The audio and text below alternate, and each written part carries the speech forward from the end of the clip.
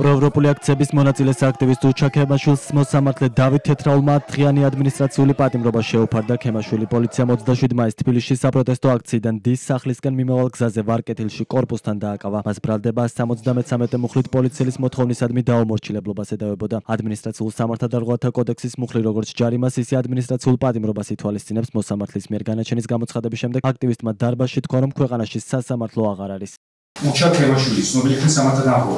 საქართველოს შინაგან საქმეთა სამინისტროს ქალიშვილის პოლიციის დეპარტამენტს დაევალა უჩა ქემაშვილის მოხალისეობა საქართველოს შინაგან საქმეთა სამინისტროს მიერ განსაზღვრულ ადმინისტრაციულ ქვეყანაში სასამართლო აღარ არის. ადმინისტრაციული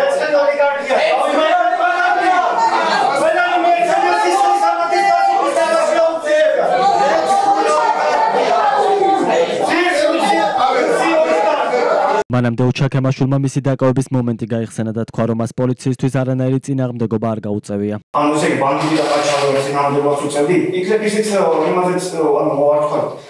არ დამეთანხმოთ, რომ ტელეფონი წამართოს, ბლოკი მომახსნევდეს და დაახლოებით 40 წუთი ბატონო მოსამართლე დადიოდა ინფორმაცია სამოწმენე რასაკეთებენ მეცავის.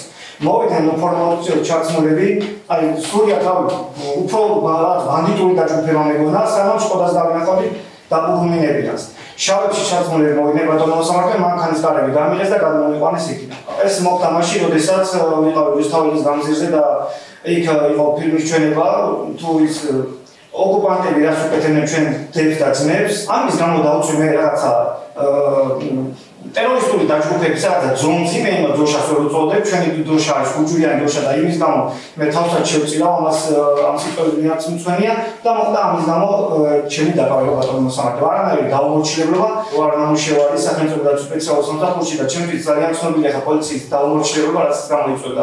ასე რომ არანაირი დაუმორჩილებლობა შემოქმედა ადგილი არ ქონდა.